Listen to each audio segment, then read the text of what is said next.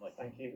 Firstly, Secretary of State, on compliance, you mentioned in your introduction about young people using social media to reach them. Do you have demographic data suggesting they're being less compliant at the moment compared to other demographic groups? And also, we're 2 weeks into this now, you're having to work very, very hard to implore the public to stay home. What other methods could the government call upon when we're months into this rather than weeks to ensure compliance continues? And to Professor Powis, if I could, question on ventilation. Neil Ferguson says we might reach a peak in 7 to 10 days. According to our models, how many ventilators will we need at that point, and how many do we think we will have? Thank you. Thank you very much, Michael. The evidence does suggest that compliance does vary across different sections of the population, and there has been evidence to suggest that for some young people there's been a lower level of compliance, and that's why it's important that we reach them appropriately. It may be that some of the messages and some of the channels that we've used have not reached some sections of the population. It may be that younger people feel that they're less likely to be affected and less likely to be infected. One of the reasons, therefore, for trying to make sure that our message is consistent is that for some, you may hear this message again and again and again and think, well, the government is, as Steve mentioned earlier, sounding like a cracked record. But there'll be many who won't have access or don't access traditional media, and we need to make sure that we get the message through to them. The evidence is that people appreciate why it's important. People appreciate the ethical reasons why self-restraint can help others at a time like this, and it's because people are building up that broad social understanding that I'm confident that we can work with the British people to ensure that over the weeks, for as long as it takes, that we exercise the self-discipline required in order to beat this virus.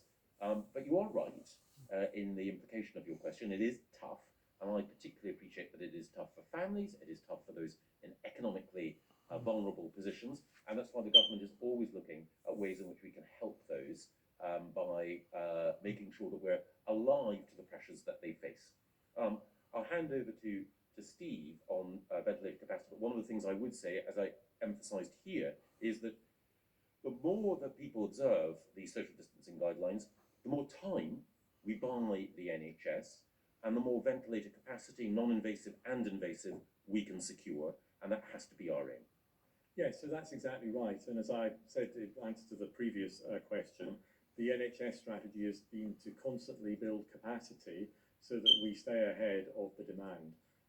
As Michael has said, we need to reduce the demand. We're doing that through social distancing and staying at home, but we have planned over the last few months to stay ahead of capacity. So I won't give you a number in terms of our aim for ventilators, but I will say that we are constantly looking to procure ventilators, and the call to arms for British industry is also aiding in getting ventilators from sources that we didn't have before. And Michael's mentioned non-invasive ventilation, so that is ways of ventilating to providing oxygen support to people where you don't have to put a tube down into the lungs and down into the windpipe to do that. That's invasive or mechanical ventilation. And we are learning all the time, not least through international collaboration, as to how non-invasive ventilation might be used. So the overall strategy is to keep our ventilation capacity and our critical care facilities ahead of the demand, and we have successfully done that so far. And if we all comply with the measures that are put in place, that have been put in place, then that gives us a very best chance that the demand never exceeds the capacity. And one final thing I'd say about capacity. So I think it's important that everybody realises that although we are focusing on increasing capacity to deal with the coronavirus, the NHS is still working, as it always does, for people with other health emergencies. So it's really important that at this time when there's a focus on COVID-19, that if you have symptoms of a stroke, that if you have symptoms of a heart attack or any other emergency, that you are contacting the NHS and the health services as normal.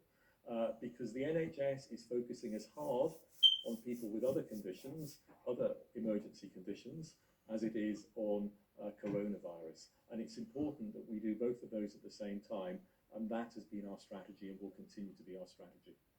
Thank you very much, Steve. Anything you wanted to follow up on with me, Michael, or? Could I just ask quickly whether your introductory remarks about ventilation change the underlying numbers? That is broadly that we have just over 8,000 ventilators and 8,000 on order. I think it's important to stress that we have more than 8,000 ventilators in the NHS now, and we want to increase capacity well above the 8,000 additional that has been cited. And we want to be in a position where we have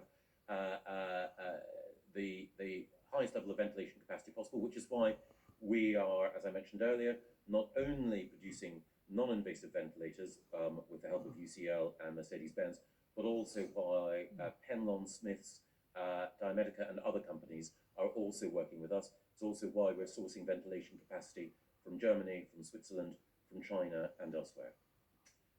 With that, I just want to say thank you to Steve and to all the staff in the NHS, and to say thank you to our colleagues in the media, and there'll be another press briefing, of course, tomorrow. Thank you.